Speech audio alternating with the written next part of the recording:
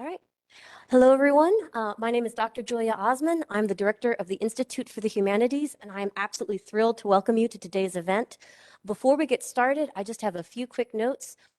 First of all, we are simultaneously live streaming this event as we're presenting it in person. So if you are one of the lucky folks who are watching us from your laptop on Facebook Live, please know that if you have questions during the talk, please just type them into the comment section underneath the video that you're watching right now, and we'll be sure to ask them after Dr. Brain's presentation. For those of you who are lucky enough to be here live face to face, we have a very special treat for you. We would like you to take a sticker on your way out. We have Institute for the Humanities stickers by both of the doors. The Institute for Humanities would like you to have that sticker featuring our mascot, Hugh Manatee. Get it? Yeah, because humanity is everywhere, and we want to make sure that humanity is everywhere as well. So without any further ado, I'll go ahead and introduce our speaker. Dr. Stephen Brain is an associate professor here at Mississippi State University in the Department of History. His specialty is on Soviet Russia and environmentalism and forestry. And with that, I will hand things over to you, Dr. Brain. Okay, thank you very much. Thanks for coming out today. It's a difficult time of the day for some people to get here, and so I appreciate it. I'm glad to see so many people in attendance today because this is an important topic. With the invasion of Ukraine, world history has entered a new phase, I think, or perhaps more accurately, the world has been in a new post-Cold War phase for quite some time, and the invasion is alerting the United States to the fact that we are in that new phase. Often, we're beginning to see the contours of what 21st century history will be like. When I teach European history classes, I stop in 1991, not because things haven't happened since 1991, but because that's the last point where we can assess. The story comes to an end in 1991. There's another story happening now, and this is part of that story, the contours of what makes this 21st century different. It's starting to emerge. So I'm glad you're here, and I'm also glad you're here. Because from what I can tell, the news coverage about the invasion of Ukraine tends to talk about the situation without much historical context. From what I can tell, it's very much what's happening today and maybe a prediction about what will happen in the future. But in order to understand the war, in order to understand what's happening, historical context is absolutely necessary. And there's a lot of historical context to this situation. There's 1,000 years of history, if not more. And I'm going to try to hit the high points during this lecture. The real story has more twists and turns than I will be able to talk about here today because I only have a short time. There will be details that I need to omit, and I hope that doing so won't damage the narrative thread. And I, of course, welcome the chance to answer questions.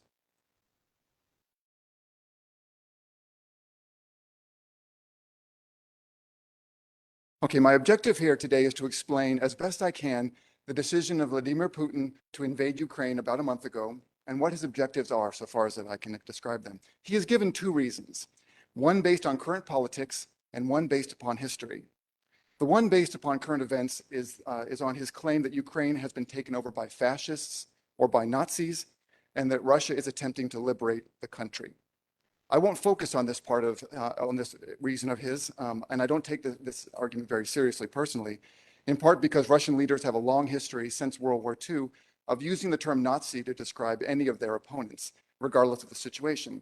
And I also find the claims about denazifying the Ukraine, or I should say Ukraine, unconvincing because the Ukrainian president is Jewish and members of his family died in the Holocaust. Now, this is not to say that there are not right-wing paramilitary groups active in Ukraine today, like the Azov Battalion, pictured here. Such white supremacist groups do exist in Ukraine, just as they do in the United States and also in Western Russia. However, these are private groups, and liberal doctrine requires countries to recognize the rights of their citizens to assemble freely, at least until someone is hurt. However, Vladimir Putin considers the existence of the Azov Battalion and other such paramilitary groups as grounds for military action because of his second reason for the invasion, which I'll talk about and will be the focus of my talk today. The second reason for invading Ukraine is the assertion that Ukraine is not a real country, not a real independent country with its own historical past, but properly that it's part of Russia, and it should be reunited with Russia as soon as possible. He has been saying this for years. This is not a new development, and apparently it's a sincere belief. In order to understand this argument more concretely, perhaps I could ask you to imagine what might happen as a thought experiment if the United States fell apart because of domestic tensions into three countries. Then there will become an independent country in the Northeast called Atlantica, perhaps, and the states on the Pacific Ocean might form a new country called Pacifica, and there'll be a country remaining in the middle that I'll call the American Confederation. It's an alternate history I'm asking you to imagine. It's not that hard to imagine something like this happening. And imagine that after a generation or so, Pacifica began making trade deals with China, or that Atlantica expressed interest in joining a European military alliance, and that it might not host German or French military bases near Boston or New York City.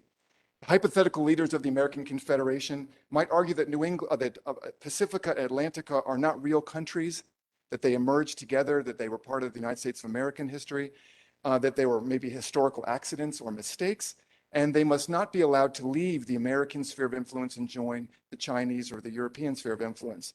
Even if violent conquest is required, you could imagine a future president of the American Confederation insisting that these breakaway states return to the American sphere of influence. That is not that different from what's happening now in Ukraine.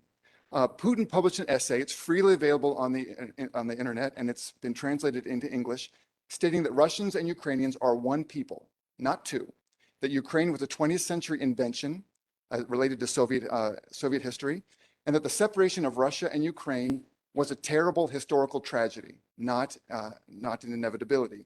In fact, he claimed that Russia was robbed when Ukraine was separated from the Soviet Union when it fell. My contention is that he has half a point. Ukraine and Russia do indeed have deeply intertwined histories. The word Ukraine itself means on the border, as in on the border of Russia. Russia was customarily called in the 18th and 19th centuries New Russia or Little Russia. The Ukrainian and Russian languages are very closely related. They are mutually intelligible, and they are more closely related than Spanish and Portuguese, for instance. This ethnographic map from 1914 doesn't even show Ukrainian as an ethnicity at all. The pink shades are places where Slavic people live. The light yellow is where people of Turkic derivation live. And there's a small area in the very far west for Polish people in a darker pink. But it's historically speaking, Ukrainians and Russians were not seen to be separate ethnicities. Ukraine has never been an independent country until about 30 years ago. It was always part of some other empire until 1991. So in this lecture, I'm going to discuss that intertwined history that provides Putin with his support for his argument. But in that same essay, Putin also asks a rhetorical question that he thinks has no answer, which is how can a shared heritage between Russia and Ukraine be divided? And who would want to do it and why? And I'll try to answer that question too, because there are people, specifically Ukrainian nationalists, who don't want to be part of the Russian nation state. And they're showing so every day, as we see in the news. Just quickly, some geography for those of you who don't know. This is a map of the Soviet Union. It consisted of 15 republics. And in 1991, when the Soviet Union fell, those 15 republics became independent countries. Russia is the pink one. It was the largest by far, and it is now the largest country in the world. Ukraine is the yellow country. It was the third largest country in the Soviet Union, third largest republic, I should say. Russia, of course, is much larger. It dwarfs Ukraine. But Ukraine is a big territory, approximately the size of Texas or France. In addition, Ukraine was the traditional breadbasket of Russia and the Soviet Union, and even today produces 12% of the world export of wheat, 16% of the world export of corn, and 18% of barley. It's an agriculturally crucial region, and people are predicting that food prices will climb this summer if Ukrainian harvests don't reach the market. In the eastern regions of Ukraine, there are valuable coal and iron deposits. Ukraine has 44 million people versus 140 million for Russia. And it's an economically and geographically important country. It appears that Putin does not want to see it break away and join the European sphere of influence. So now let's transition from geography to history. This is a map of Eastern Europe in the year 800 or so. The areas in green are occupied by people speaking Slavic languages, although the ethnicity of Slav didn't exist yet at the time. At this time, in the year 800, there was no country called Russia or Ukraine. In the lands of present-day Russia and Ukraine, here in the dark, there were isolated forest tribes, people living in villages, basically, with tribal names that perhaps you can see, like Krivichi, Dregovichi, Radomichi. Although by that time, there were organized civilizations around the Mediterranean, centered in Greece and Rome and Egypt and Mesopotamia, the Slavic tribes were illiterate. They had no political organization above the level of the village, no currency, no literature, no organized religion. They were living in the Stone Age at a time when other parts of the Mediterranean world had moved into the Iron Age. This isolation came to an end in about the year 800. A Viking group known as the Varangians began traveling through Slavic lands as part of their trade migrations. That is, they left their homelands in northern Europe and they went on trading routes all around Europe. The richest trading markets were located in Mesopotamia. The rivers, as it turns out, that one of the best ways to get from their homeland in northern Europe to Constantinople or to Baghdad was crossing Slavic lands. And there were rivers that then, and still do, crisscross this land, and one could get a boat from Scandinavia to Constantinople relatively easily by sailing on the rivers. These Varangians or Vikings would put wheels on their boats to portage between the rivers, but they could make most of the way on water courses by sailing into the Baltic, into the Gulf of Finland, down the Neva River, into Lake Ladoga, then portage to the Dnieper and down to the Black Sea. As they passed through, they demanded tribute from the people who lived in these regions. These isolated Slavic tribes who had no real way to resist because their level of technology and political organization was low. This went on, as archaeologists have been able to determine, for several generations in the 9th century. But then something happened, and historians still don't know what it was, but whatever it was created Russia.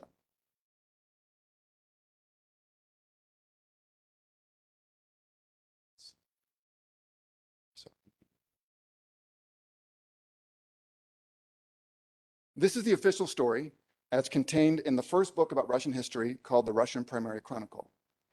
Apparently, one day, the Slavs had enough of the Varangians crossing through their territory and taking tribute.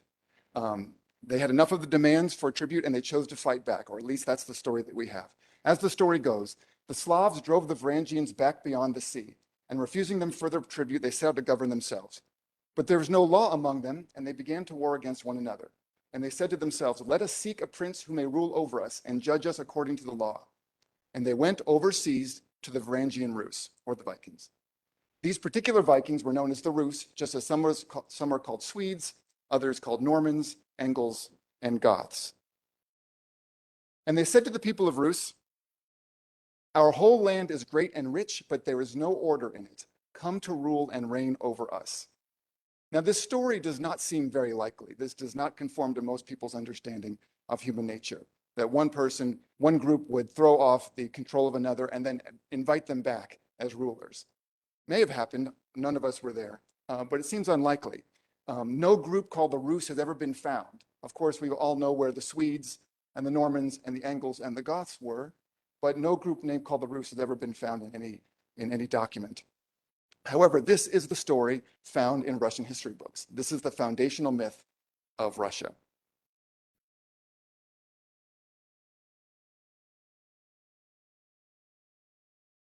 After being invited, according to the story, the Varangians set up their first capital in the far north, not too far from Scandinavia, at Novgorod, in the very upper left-hand corner of the map. But the second Varangian prince moved his capital to Kiev. The name of this Viking state, the first Russian state, is called Kievan Rus. Thus, the first Russian state had its capital at Kiev, and when Russians look back to their ancient past, to the earliest days of them as an independent political unit, to the lands that embrace this first unit around present-day Russia and Ukraine, were centered at Kiev. Therefore, perhaps you can understand a little bit better Putin's claim about the unity of Ukraine and Russian history. Perhaps this makes a little bit more sense. But the ancient connections between Ukraine and Russia are not purely political. In the year 882, the Varangian prince Vladimir converted to Christianity. He first sent envoys to the Catholic churches, to Jewish temples and Islamic mosques, but his delegates recommended Eastern Orthodoxy as the most beautiful religion and the one best for Kievan Rus to adopt. According to custom, Vladimir, or Saint Vladimir as he is in the Russian Orthodox Church, was baptized in the city of Kherson near the Crimea. Kherson is the only regional capital that the Russians have captured during this current invasion. That may be a coincidence, or perhaps it is not.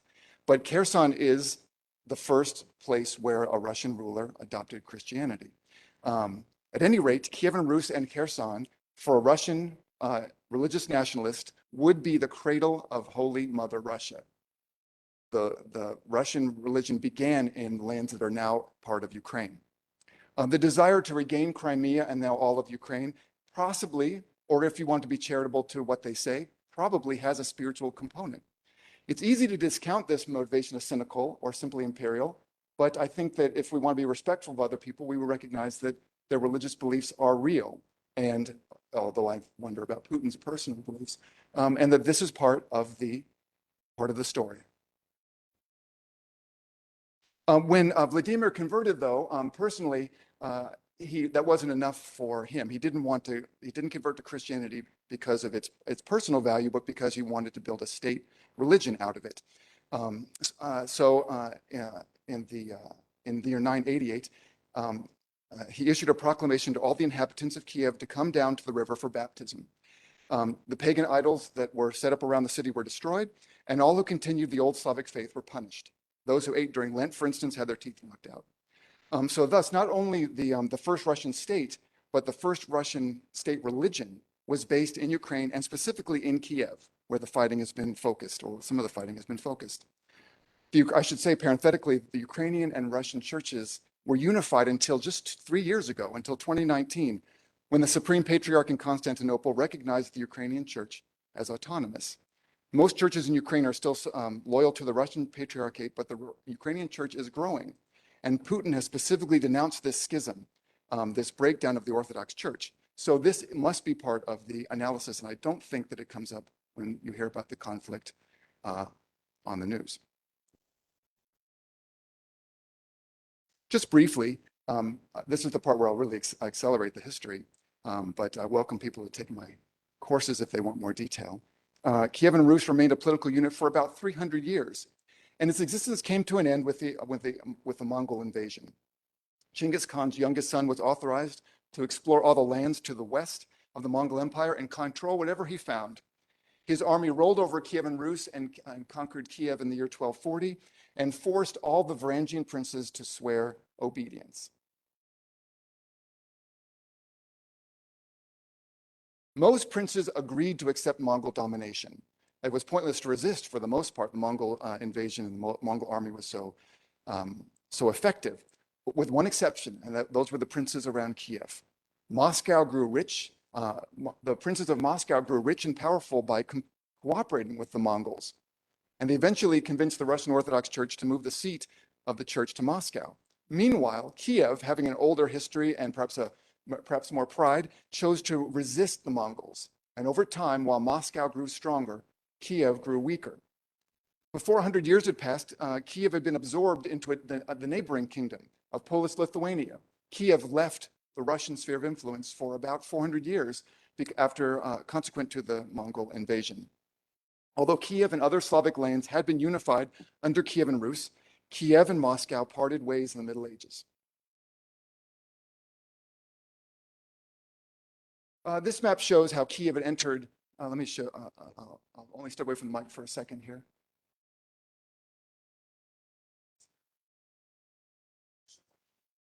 Center of lands of Polish-Lithuania, while the various principalities of the Varangian states in the different colors of green and yellow were apart. And during this period of time, from 1240 until about 1660, Kiev and Moscow were under different political regimes.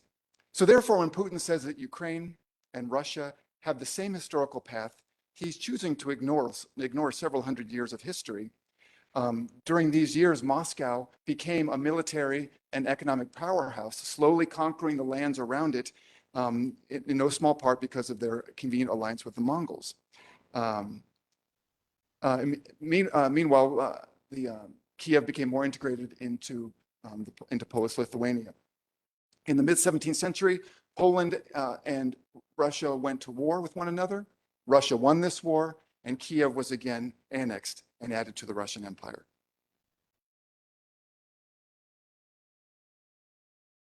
Ukraine remained crucial in the historical path, even beyond its time of incorporation into the Russian Empire as a result of this war. Peter the Great first established Russia as an imperial power in 1709 at a crucial battle at Poltava in Ukraine.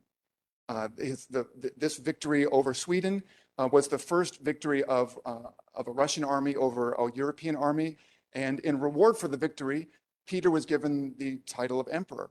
Russia became an empire for the first time as a result of this battle, and it happened in Ukraine. It's located between Kiev and Kharkov. It is, for a Russian nationalist, holy ground.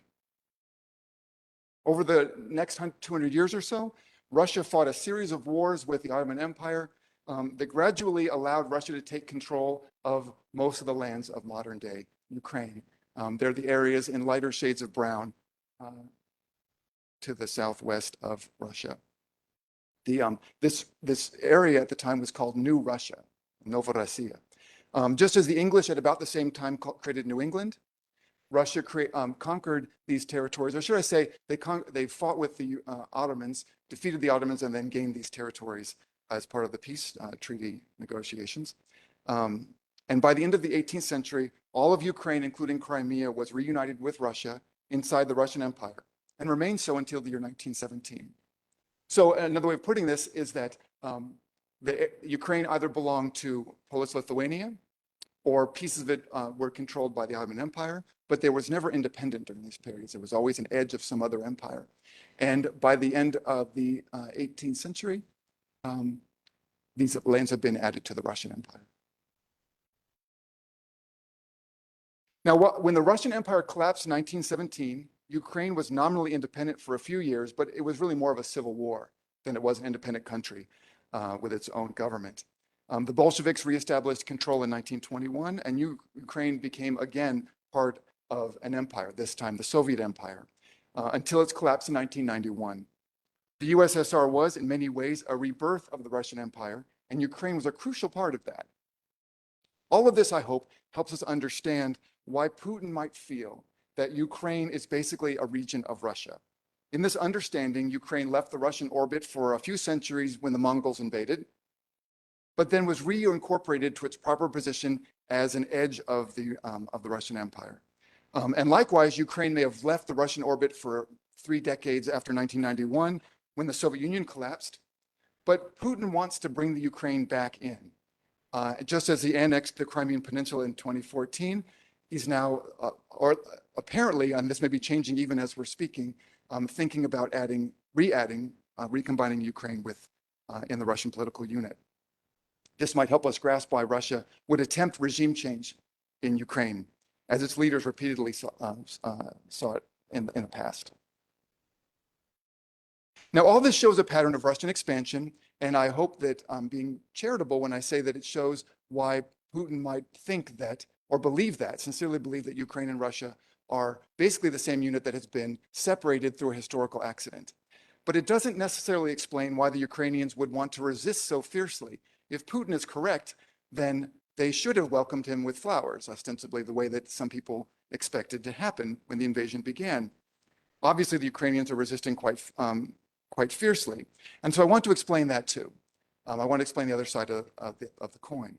The short answer is this: Russian political control, and especially Soviet political control, was often very harsh and centralized. And the invasion apparently has convinced them or reminded them that Ukrainian independence would be preferable. A key episode that illustrates Russian control and the way that Russians exert control over edges of their empire is the tragedy of collectivization, an episode that I think most people in the United States are not very well aware of. So I'll just talk about it now. In 1929, after winning the Russian Civil War and consolidating power inside the country, the Bolshevik leadership of the Soviet Union under Stalin, decided to collectivize agriculture. That is, that they decided to exert state control over the farms of the Soviet Union. The October Revolution had already made private ownership of land illegal, but throughout the 1920s, peasants in the Soviet Union still had the freedom of choosing what to sow, when to harvest, and whether to sell their harvest or not, whether to sell it for available prices or store their grain for another year. And in the late 1920s, peasants were increasingly choosing to hold on to their grain. They'd rather have a storehouse full of grain with a chance to sell it in the future than exchange it for Soviet cash, which was not very useful because there weren't many things in Soviet stores. It was more useful for them to put their grain away for another year. And this led to grain shortages. By the end of the 20s, Soviet cities were seeing real, meaningful food shortages. There was rationing of important staples. And the Bolsheviks felt they couldn't have this. They couldn't have their food supply at the mercy of the peasants. The revolution had not been made in 1917 so that peasants could rule. So they announced a policy of collectivization of agriculture. They forced the peasants to join collective farms. They forced the villages to sign papers saying the villages were now entities called collective farms. They were wholly owned by the state, including all the animals and all of the personal agricultural implements, even if they were just rakes and hoes. And that furthermore, that when the harvest came in, the harvest must be delivered in total to the state. Those who refused were called kulaks or fists, and they were deported.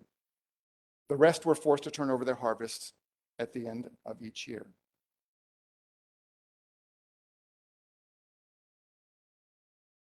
Life on these collective farms was harsh.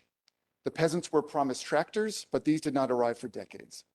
The motivation, after all, for collectivization was not to make life for the peasants more pleasant. The point of collectivization was to squeeze the peasants for their excess produce and to force them to participate in the Soviet economy on the terms of the Soviet government, not on the peasants' own terms. The Soviet Union wanted to industrialize, it wanted to modernize, and to do that, they needed a reliable flow of food.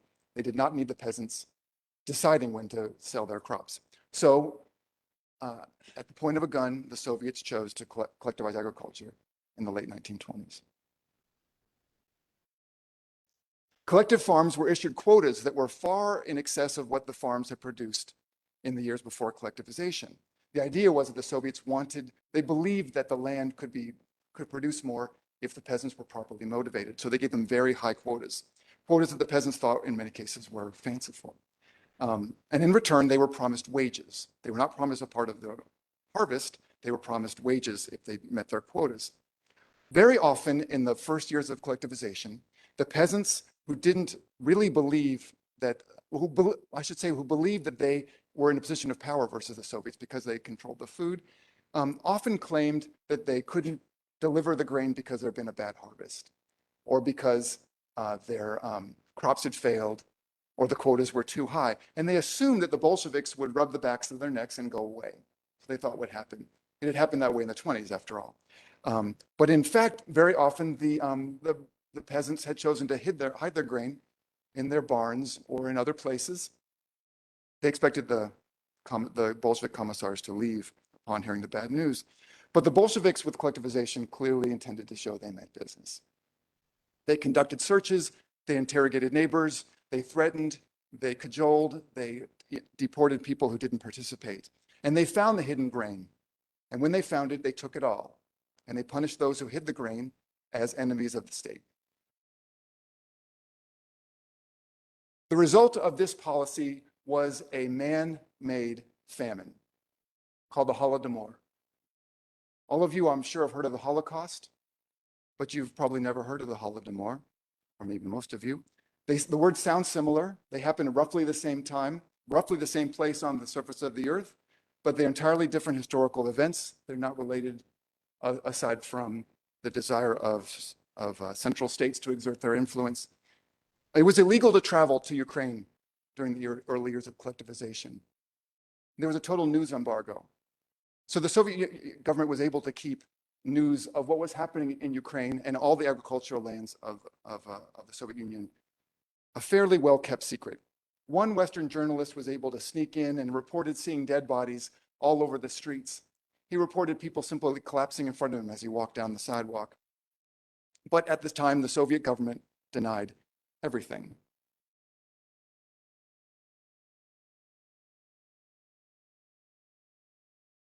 Because the food was taken away, this episode met its crescendo in 1932 with a terrible famine. There are official records for 1.4 million deaths, but analyses of demographic trends make the likely estimate somewhere between 2.5 and 10 million people. The worst part of this, of course, is it was intentional. This was not an accident. This was not a miscalculation. This was not a natural disaster. The state took the grain away with the intention of teaching the peasants a lesson and teaching them that if they did not cooperate with the Soviet government, that they would die. There were ugly reports of cannibalism throughout Ukraine and the other agricultural belts of the former Soviet Union. And you can see in the eyes of the woman here, who's apparently selling body parts, perhaps those of her children, that something has changed, that the hunger has done something to her that we all can hope never happens to us. When you hear about Ukrainians fighting for every inch of land in the current invasion, it is in part because of the Holodomor. It is because of this. For Ukrainian nationalists, nothing like this can ever happen again.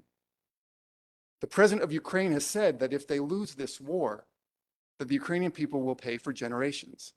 And I'm sure that he's thinking about this.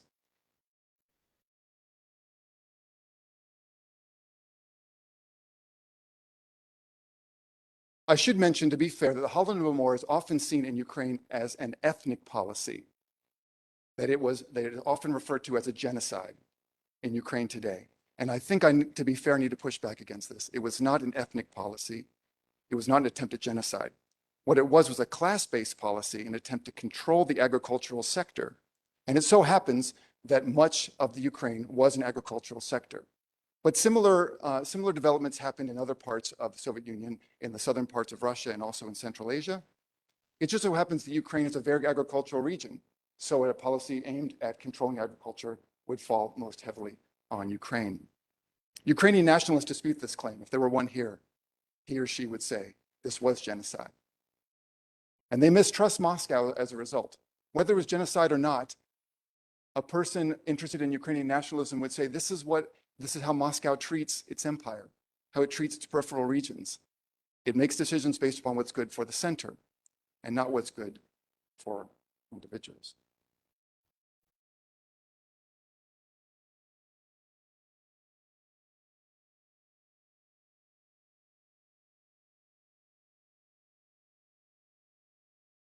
During World War II, there were partisan bands of Ukrainians who fought against the Soviet troops. Some actually fought against the Soviets and the Nazis. They were fighting for Ukrainian independence, in no small part in order to free themselves from what would surely be oppression from whichever army won. And after the war, the Soviets hunted all of these partisan bands down. They hunted the guerrillas and they executed them. Their families were arrested and deported to Siberia. And incidentally, Putin has announced that after the special operation, as he calls it, in Ukraine is concluded, there will be reprisals for those who resist. The Ukrainian army fighting today is no doubt aware of this development as well. The Ukrainians are also aware of the many instances in the second half of the 20th century when Russians regarded their near abroad with what we might call a lack of consideration. Once autonomy has been lost, it's very difficult to regain it. For instance, in 1956, in Hungary, occupied by the Red Army after World War II, there were revolts against communist economic and political domination. And after some discussion, the Soviets chose to roll in the tanks. In 1968, Czechoslovakia, also occupied by the Red Army after World War II, introduced a new policy called Socialism with a Human Face, to reform communism, not to reject communism, but to reform it and increase level of consumer goods and freedom of expression. And after a few months of dithering, the Soviets rolled in the tanks. In the late 70s, there was Islamic-based religious rebellion on the just to the south of the Soviet Union in Afghanistan, and facing a disruption on its southern border, the Russians, after some dithering, chose to roll in the tanks. In 1991, the Soviet Union broke up into 15 pieces. Soon thereafter, Ukraine agreed to give up its nuclear weapons in exchange for a guarantee of its territorial security. And during the 30 years since then, Ukraine has been drifting toward Europe and away from Russia economically and culturally. During that same time period, many countries formerly in the Russian or Soviet sphere of influence, such as Poland, Lithuania, Latvia, Estonia, Hungary, the Czech Republic, Slovakia, Romania, and Bulgaria, and there are others, have requested to join NATO and have been granted NATO status, threatening the Soviets, or threatening the Russians with the loss of their former Soviet empire. Ukraine has been expressing an interest in joining NATO as well. And 1 month ago, Putin decided that these trends had gone far enough, that the unity of the Slavic people should be reestablished while there was still time to do so. The Ukrainians apparently do not agree. Putin has made an ethno-nationalist argument that because Russia and Ukraine have a shared culture, history, religion, and language, that they should be united in the same political unit. By way of analogy, however, England and the American colonies largely shared a common culture, Protestant religion and language, and yet in 1776, the colonies nevertheless sought independence and sovereignty. This is perhaps a useful analogy for the current situation. Ukraine is fighting a nationalist war of independence, and Russia is fighting for the retention of empire. What happens next? We'll have to watch together. I welcome any questions from the audience.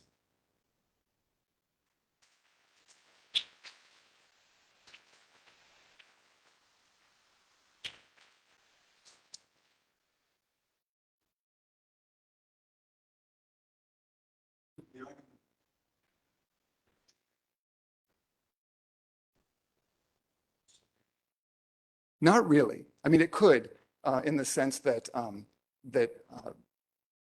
at times he has nodded toward the Baltics as being land that is properly Russian, but it's not. That's not Russian land so much as a part that was always part of the Russian Empire.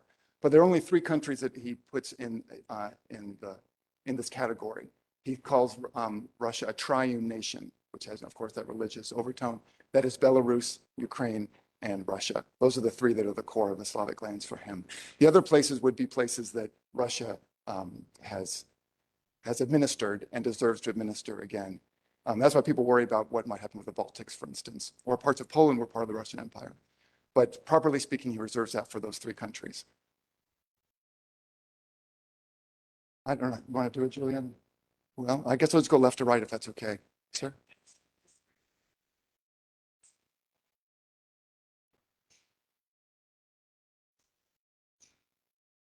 That's an interesting question. I guess you might be thinking about Manchuria in the very, very far east.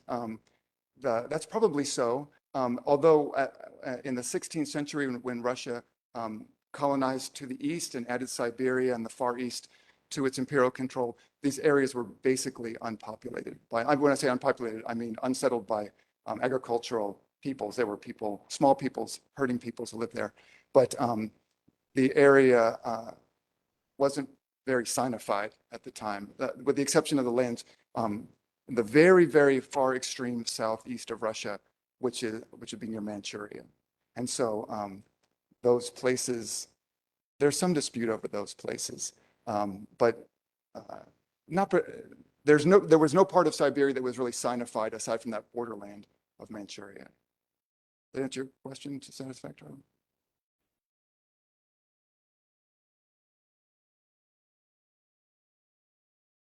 Well, it wouldn't, yeah, not just ironic, it would also probably be atomic because those are nuclear powers. I hope it doesn't come to that. But yeah, they probably could. I mean, they could use a similar, that's the problem with ethno-nationalist arguments. You can say that land is properly mine and I'm going to take it. And then it becomes a quarrel about who owns what. Yes, I'll just, like I said, I'll go left to right. So if that's okay. Yes, yeah.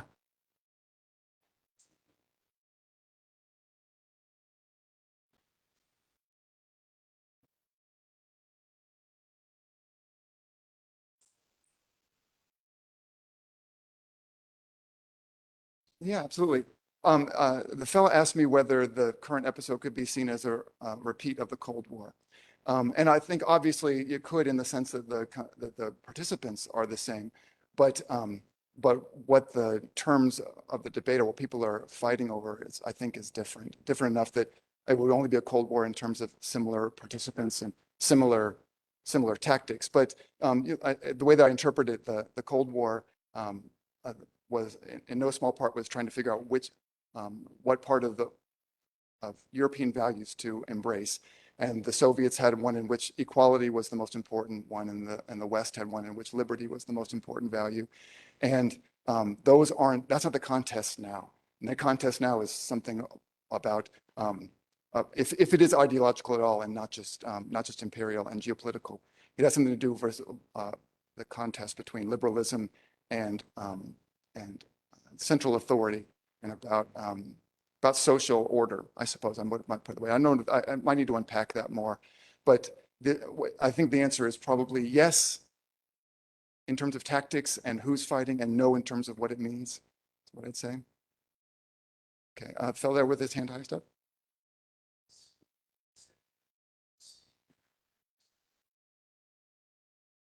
Could it escalate to a third world war? Is that what your question is? Yeah, yeah, it could. That's why the United States I think, has been so cautious in its moves over the past month, with the exception of 9 words. The United States has been very circumspect about giving very clear it signals about what it will and won't do. And one of the first things that the president said was that United States troops will not be fighting in Ukraine. And that was to prevent that. That's why perhaps you recall from a couple of weeks ago when there was a plan to transfer jets to Ukraine from Poland through NATO, and that plan was canceled because it's just, well, no one knows how easy it is to escalate a local war to a regional war to a nuclear war, and no one really wants to find out. So as a result, people, uh, that has led to an abundance of caution from some people's perspective with respect to how people are helping Ukraine, how the Western countries are helping Ukraine. But I guess I'll put it this way: that if Ukraine were helped more actively and it led to a nuclear war, which is what World War III means, then the Ukrainian people wouldn't be suffering any more in that than they are now. I mean, they would be suffering more. And also, people like Fiona Hill have said that we already are in World War III. It's just we're expecting to look like World War II, or expecting to look like World War III in the movies. We're expecting to look like that passage from the Terminator movie or from the movie The Day After. And the fact that we're expecting a war like that might be blinding us to the fact that World War III has already begun, and it's just looks different than what anybody would expect it to have done. In the back there, please.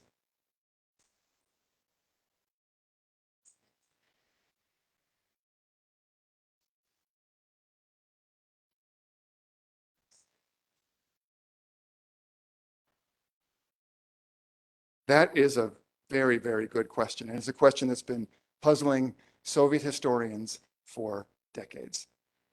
She asked, to what degree do the Russian people support Putin's argument, his ethno-nationalist argument about support for the war? And the answer is it's extremely difficult to answer that question because most people in Russia choose to get their news through the television, and the state media controls all television channels. The last few independent channels were knocked off the air at the beginning of this conflict. So it's very controlled about what people hear. That said, I've seen polls, a recent number of polls, saying that between 68 and 80% of the Russian people support the ongoing action in Ukraine. The problem is no one knows what they mean when they say that. Do they mean that they support small-scale incursions in eastern Ukraine? Do they know about what's happening in Mariupol that's been bombed to dust? Do they know about attacks on, say, the Holocaust monument in Kiev? It's hard to know what people know. And then furthermore, when you live in a society in which in which dissent has been criminalized, to go onto the streets of Russia and hold up a blank white piece of paper will lead to your arrest. It's hard to know what people mean when they say, yes, I support the action. So to answer your question, it would appear that they do, but B, we don't know when they say they support it, what they mean. And also we don't know if they mean it or they are trying to give the correct answer. Trying to find out what people think in an authoritarian society is famously difficult. And all you can do is talk to your friends.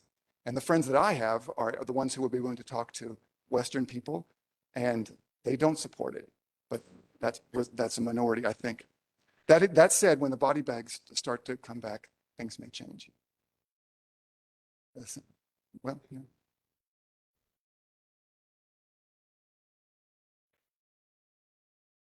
Oh, that's counterfactual.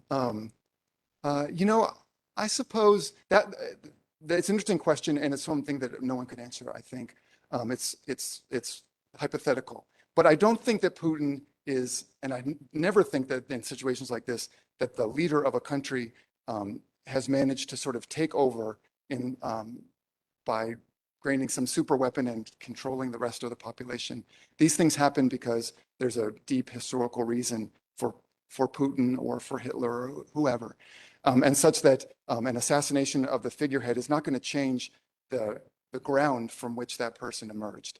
So I think that it's impossible to know what would happen if there was suddenly be a regime change. And maybe it probably would be somewhat different, but at the same time, he's acting in a way because he represents the way that many Russian people think, especially Russians who are attracted to the halls of power.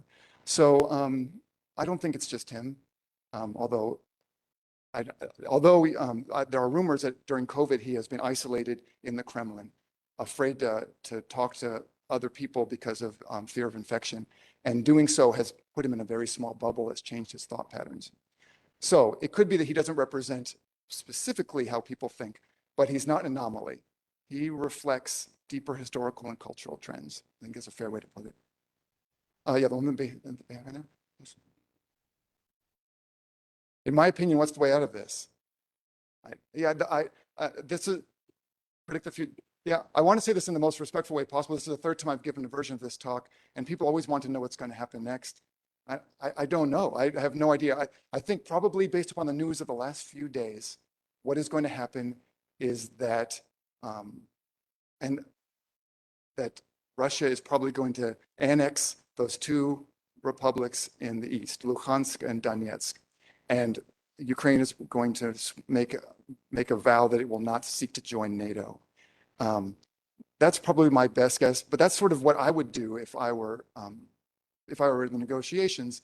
And I wouldn't have expected that Putin was going to invade. I was very surprised by that. I thought that was an unwise play. I thought there were things he could get almost for no cost if he had been cautious, but he decided instead to go for full regime change for the reasons I think I've sketched out here. So if I were to guess, I would say that would be most likely, is that there are talks right now. I read today that Zelensky and Putin are actually talking about meeting in person. Who knows? And if so, the terms of the negotiation would probably be something like that. But that's how I would negotiate them. That's what seems logical to me. Those two people have a different sense of the meaning of the conflict. Zelensky might say, to give territory after an illegal invasion like this would be unthinkable. It would only invite them to do it again. And Putin might say, we can crush you like a bug whenever we want, so we'll take more than that. They'll take the entire southern strip, which is mostly Russophone. So I guess it's a long way of saying, I don't know. I can only guess what I think would be most logical. But logic hasn't always played a key role in this event. Absolutely. Just drawing off what you said, that said, it seems clear that the majority of Ukrainian citizens want to be Ukrainian. What were some areas for those Ukrainian citizens to see themselves as Yeah. Well, I think that's another question that is really difficult to answer. Oh, I'll repeat the question. Well, it was, what are the prospects for the people who live in Ukraine who think of themselves as culturally Russian? That's a difficult question, and it's at the very center of the conflict because people, Well, it leads to the discussion of the concept of nationalism and national identity, which is difficult to pin down. And I could give a discussion about that would enlighten nothing. But I guess I would say that from what I can tell, even in the eastern regions like Kharkov, the second largest city in Ukraine, is a Russophone city. It's a city that always sympathized with Russia. And anecdotal reports, which may be false, indicate that this invasion has changed minds, that people are that people even who have close connections with Russia and speak Russian have been converted, so to speak, by this experience, by seeing for the first time what it's like to be at the receiving end of a Russian imperial play rather than watching it happen on their behalf. So it may very well be that this episode is going to catalyze a greater Ukrainian nationalist sentiment. That's one of the interesting things about this miscalculation of Putin, is that it's done so many things that he would never have wanted, like strengthen NATO and strengthen Ukrainian nationalist sentiment and so forth. So to answer the question, one is either the Ukrainian nationalism is going to expand and then those people will be happy or more content in Ukraine, or it could be, as I said before, that maybe those two, especially the district closest to Russia, will be annexed, and then that would be another solution for the problem. Sure, of course. Speaking of nationalists, how large or influential are the white nationalist groups? The white nationalist groups in Ukraine? If you could slide it. Well, I guess it depends what you need, what the questioner means by white nationalists. I mean, does that refer to whites from the Civil War in 1918? There are still people who refer to themselves that way, people who are emigrated, but I don't think that's what the person's talking about. It's hard to know. Oh, is white supremacist groups. So what about the white supremacist groups? Well, I mean, they exist and they have an outsized conspicuousness because they like to march. They like to wave their flags. You know, 100 people marching on the street saying obnoxious things, and it seems more, they seem louder than the 1,000 people who are sitting at home watching television. And that's the way that these sort of paramilitary groups are every place. They're not a large percentage of the population. They support the Ukrainian state, and as a result, the Ukrainian state has not chosen to crack down on them very, very hard. They don't embrace them, but it's a difficult thing to say. I can think of some historical analogies that I probably shouldn't make, but they are not a large population, but they are very conspicuous because that's what these kind of groups like to be. They like to seem more powerful than their numbers. They like to intimidate. And so things like the Azov Battalion are a relatively small part of Ukrainian political life, as far as I understand, but they are an important part of the way Putin thinks about Ukrainian political life because they are so militant, and intentionally so. Yes, back there.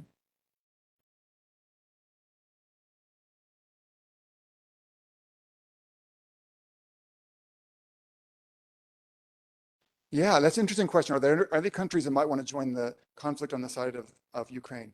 I mean, I should say, and I've corrected myself a few times, that to say the Ukraine is politically incorrect. That's true, and I don't mean to scold you, but to put the article "the Ukraine" implies that it is a region of Russia, whereas Ukraine implies it's an independent country. So, and I make the same mistake myself all the time. Are there any countries that want to join? Well, anyone can go join the Ukrainian army if they want to, and some people have, and apparently with not great results. But the problem with joining, with a country joining, is that most of the countries in Europe now are part of NATO, and so and NATO, Article 5 of the NATO document says an attack on one is an attack on all. So if Poland were to join, and Poland flew some jets into Ukraine and had a dogfight with a Russian jet, and then the Russian jets came back and struck Poland, well, then the NATO alliance is triggered, and then we're in World War III. So the countries that are nearest to the conflict and might have the most interest in joining are not all, but almost all part of NATO, and they're increasing the level of risk to a very high degree. That said, I've seen Polish people the Poles are the most worried about this of any country because they feel that they're next on the list, if not the Baltics. And so I've seen, if you go watch Polish Twitter, you see that they're the most adamant about supporting the Ukrainians. But as I said, Article 5 means an attack on one and attack as attack on all. And unless they want to leave NATO, joining the war means dragging everybody else in. And everyone else would say, please, please don't do that. Yes? Pardon? I thought you had your hand up for a question. Okay. Well, I don't know which question is better. Let's go for that. You're speaking now, so go ahead.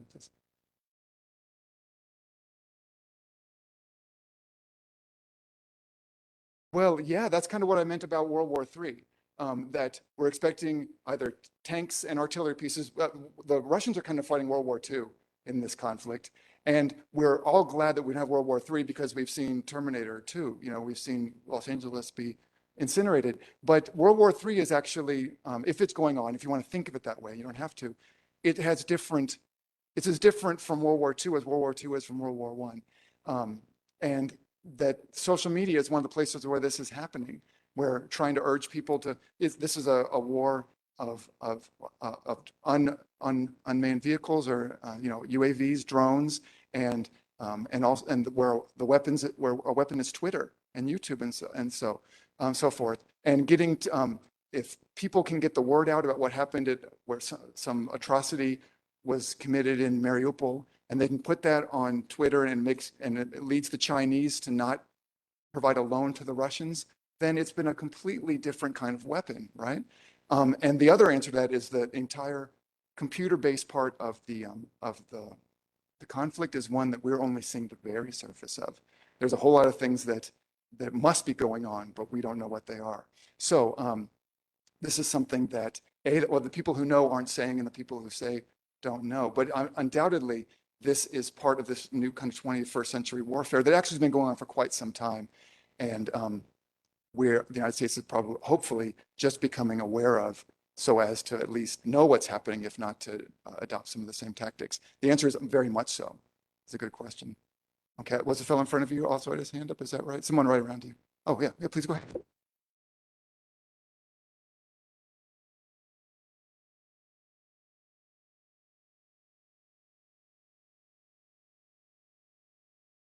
Uh-huh.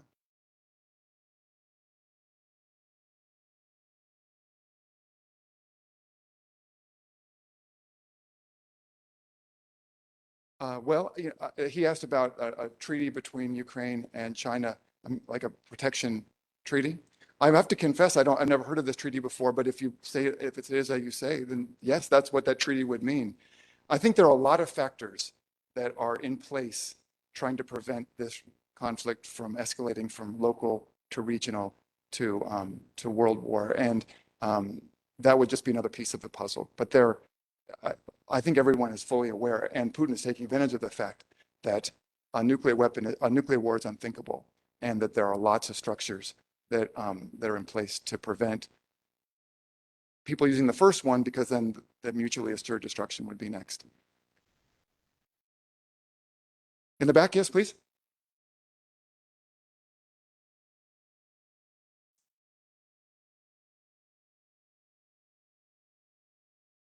Yeah, yeah, right. Yeah. Yeah, that's an interesting question. She said that I've talked about history and Putin has talked about history, but there's so obviously a geopolitical aspect to this conflict, and what is what is the real motivating factor, or what's the blend? And I guess I would say to you that to prize these things apart is sort of an academic exercise, and a good one, but you can't really separate nationalism and history and geopolitics, that they're all the same. That Crimea is a place that the Russians annexed in 2014. It's a place covered in crucial Russian naval bases. It's a place that speaks Russian. It's a place that I said in the discussion is important in Russian religion.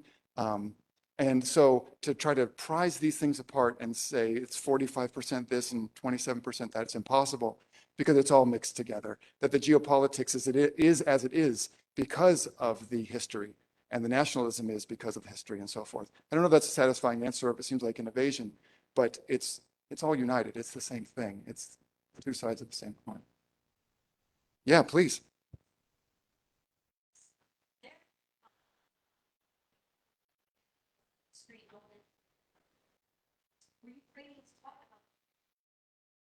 Holodomor.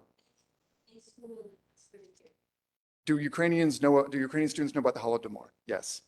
It is it's the only place in the world where Holodomor, the memory of the Holodomor is kept alive actively, and there are monuments to it in Ukraine, and it's in the textbooks, and there are republications of documents.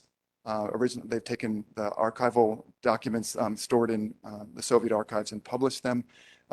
It is a key central point of Ukrainian nationalism. And so when I emphasize it here, it wasn't a historian saying that people should remember this. This is central to the Ukrainian thinking about what it is to be part of the Russian sphere of influence. Absolutely. Ostensibly, things would look very different if it weren't for Holodomor today. Yes, in the front there.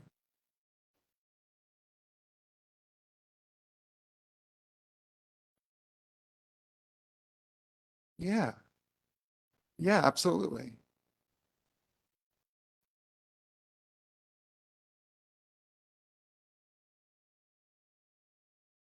Uh, this is another prediction question. Is that what that is?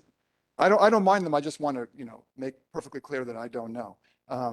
That these areas have been partially, that these two provinces in the far east of Ukraine, Luhansk and Donetsk, are Russophone, and they have been since 2013 the sites of a kind of a guerrilla civil war, where there are unofficial Russian military units there fighting with, and they say they're there to defend the Russian-speaking people. They think they have right on their side, and Ukraine has been trying to evict them, but because it's not an official kind of war, it's more like a police action. It's difficult for them to carry it out. I only say that because there are already troops there. So, and it's also more culturally Russian. So it would have been relative. And also, I'm glad I remember this. In the days before the invasion, Putin recognized these two provinces as independent. He recognized them as independent countries. He's the only country that has done this, that these two regions are actually their own countries now from the Russian point of view. And if they are independent, then the next thing they can do is have a vote and vote to join Russia. And they did this with Crimea in 2014, and it had the veneer of legality in such a way that the West could do nothing about it, or at least didn't want to do anything about it. And I think it would have been pretty easy to do that again. I think that if they had announced, they did announce that that those two provinces were independent, and there were some sanctions directly thereafter. But then the invasion happened, so we don't know what would have happened next. But based upon what we saw with Crimea, probably something very similar. There would have been a lot of hand wringing, a lot of finger wagging, and those areas would have been added to Russia. And then if you went to Google Maps in the United States, you would have seen those districts as part of Ukraine. But if you went to Google Maps while in Russia, you would have seen them as part of Russia, which is how Crimea is. Okay, yeah, go ahead.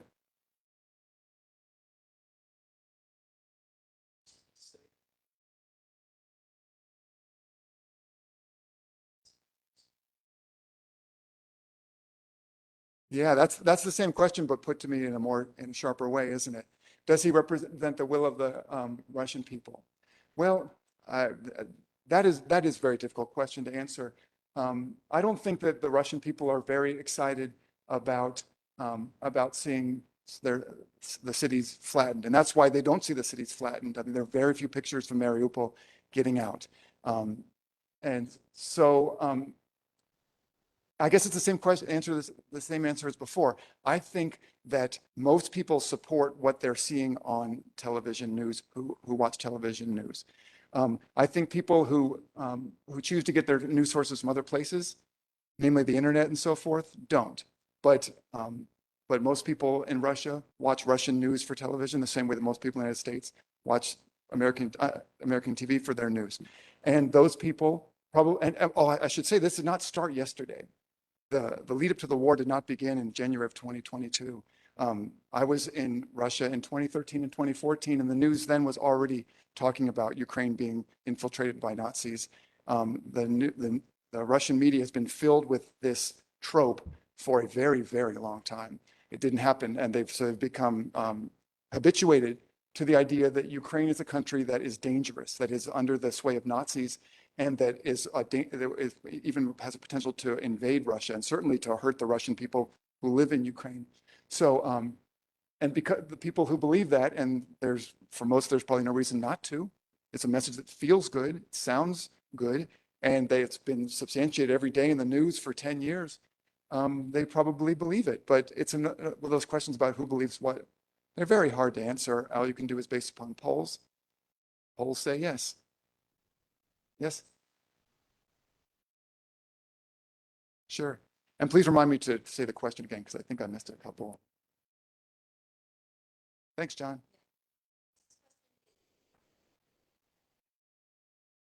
And essentially, why are they praying now? Start. Mm-hmm. Yeah. Yeah. Do I need to repeat that question? Yeah, just the short. Okay. The question was, why start the war now? Was there some reason, like the Germans before World War I, they thought they had a moment of opening? I don't think anyone has a good answer for that question yet. There was nothing that was about to happen. Now, that's not true of the recent flare-up between Ukraine and Russia in 2013 and 2014, when Ukraine was about to sign some trade deals with EU, and then was forced to cancel them. And then one thing led to another. There was a precipitating factor. There doesn't seem to be any such precipitating factor in this instance, other than I think that maybe we'll look back the way that people look back to World War I and World War II, and seen that, well, the Ukrainian army has been growing in strength and ability over the last 8 years. It wouldn't have been able to do what it's done if it were it not for that fact. They've been spending the last 8 years preparing very actively. And I think probably Putin knew that. So it could be that in years to come, we will see that the Russians believed that the Ukrainians were only getting stronger over time, and that this was the time to strike. It could be that. I saw an interview with the defense minister of Ukraine predicting that Russia didn't want to see the increasing cultural drift, and not just cultural, but economic drift and religious drift of Ukraine away from Russia. And he predicted that there would be the most dangerous time for war would be 2021 or 2022. He made this prediction in 2019. He said he predicts the Russians are going to feel like they have to do something about it in these 2 years. So I think that people with an eye really close to the ground living there did see that it wasn't any precipitating factor, but just if we don't, more of a we don't stop this now, it will be too late sort of calculus in mind. I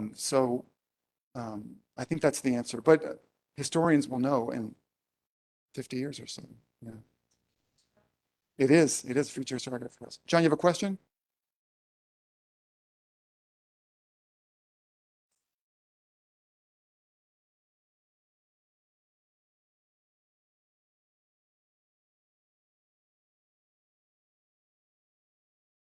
Where does Putin see himself in Russian history? Is he Stalin? No. Is he Peter the Great?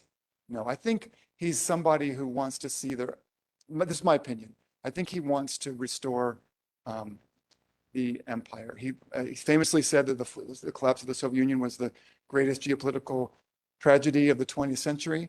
He thinks that and I think honestly, this is what I'm trying to say, I think sincerely thinks that the collapse of Slavic unity is something to be lamented.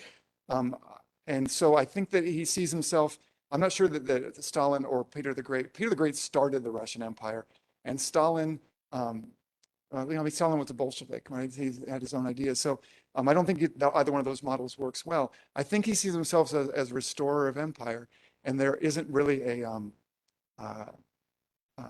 a restorer of the ethnic unity, which we over here can sort of roll our eyes at if we want to. But other people's ethnic identity is is either cute or tragic, and our ethnic identity is sacred, right? It's easy to see things like that. I think it's as important to him as it is to anybody, and as such, that's well. If you want to, if you type in type in Putin, July 20th, 2021, he put his opinion on the internet, and I think it's a very very slanted view of history, but it spells out exactly what he thinks. And so, you don't have to take my word for it. I think that he thinks that he's putting right something that history broke. He's fixing something history broke, is what he thinks he's doing. Sure. Question from out there, and maybe 2 more questions, and then anyone who can stick around and chat. Sure. Absolutely. If there's a world out there still. Question very brief. Could you please discuss the role of China in this conflict? Yeah. Well, I need to bring in do I need to repeat the question? What's the role of China? Yeah, that's a whole nother lecture. And also, it's not really my specialty, so I can only speculate as a news reader, in the sense that if there is this new, I do like thinking about this kind of thing, but it's not my historical specialty, that if there is a new political dynamic emerging that will drive geopolitical tensions in the 21st century, it won't be the one that drove the 20th century tensions, which is the one between free market capitalism and liberal and centralized communism. This one seems to be more about liberty versus order. And the Chinese, they would like to have Taiwan back, and so they probably would like to follow something. If Russia can reincorporate Ukraine, China would probably like to add Taiwan. Maybe they see some similarities there. And the other thing is that the political economy of both countries is fairly similar, in that both of the countries are kind of built on the concept that centralized decision making is stronger than liberal democracy, which tends to be weak and floppy and slow to react. And also, liberal democracy tends to be socially repellent to people who like order.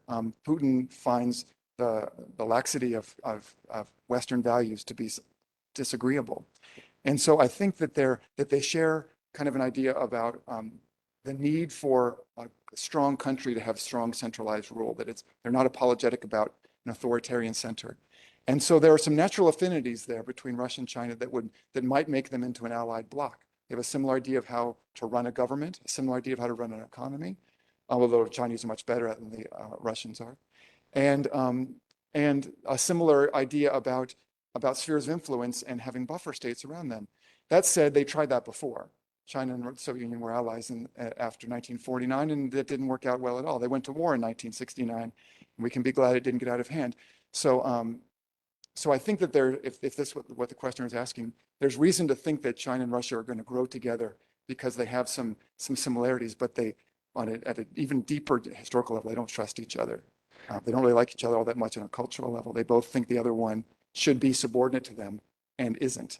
And so there's going to, at a different level, there's going to be tensions. But in the short term, China will probably, and Russia will probably find things to cooperate on. Yes, in the back?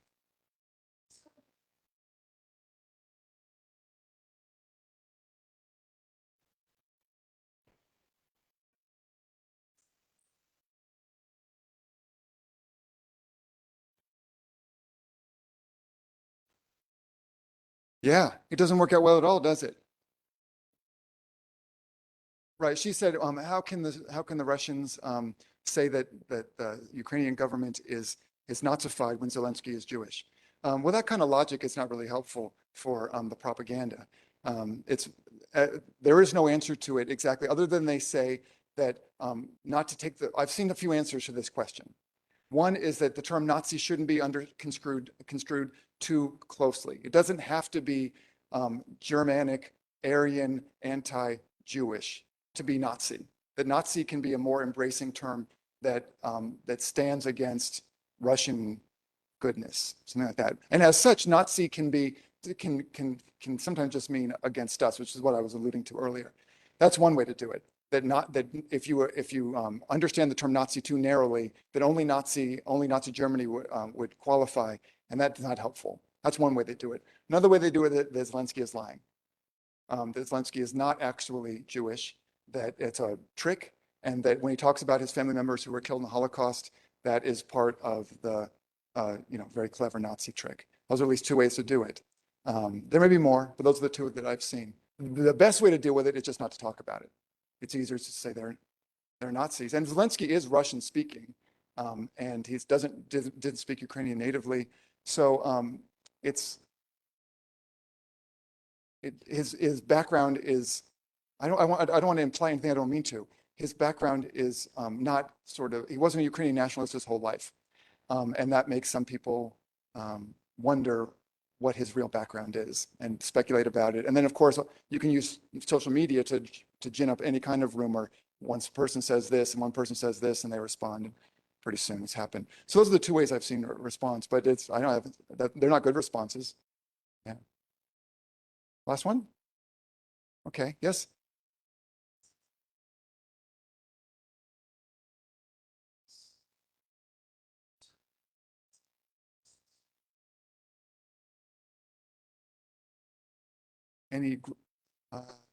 He asked me, but I'll ask again what he means. Are there any groups or parties that I think are at the root of this?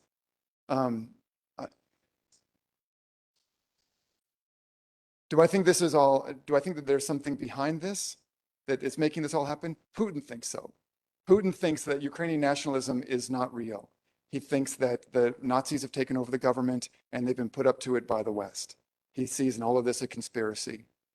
And like all good conspiracies, that can't be disproven. That's certainly his theory. And I remember when I lived in Russia in 2013, and one of the Maidan rebellion occurred. My friends in Russia told me that entire thing was fake. That all of the anti-government protests and demonstrations were astroturf, and they were manufactured by the West to cause trouble. And when people say things like this, it's really difficult to know. Whether what's the difference between somebody who claims to be a nationalist and someone who's a foreign agent paid to say they're one? It takes a kind of insight that is very difficult to get unless you know that person on a personal basis. But I think that what's happened since has been kind of an indication of where it really is, isn't it? I mean, if Ukrainian nationalism were just propped up by the West, kind of a trick, kind of a sham, I don't think you'd have seen the resistance that just occurred over the last month. So I think I know more about the, in quotation marks, falsity of Ukrainian nationalism after seeing the world's second largest military stopped in its tracks by people who don't want to see it proceed.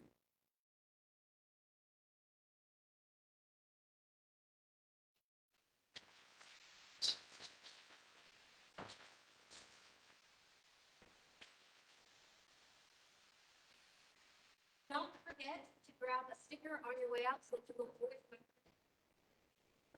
And in that spirit, I would also like to present Dr. Brain the very coveted Institute for Humanities coffee tumbler.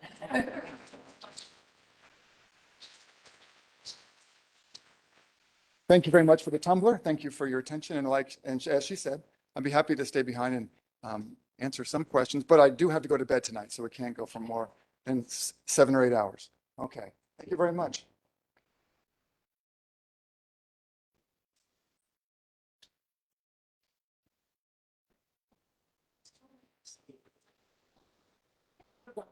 I know you would have, but you get a tumbler because and I know you will, and it will help show that humanities everywhere. So I will let you be flooded. I'm just going to get us offline.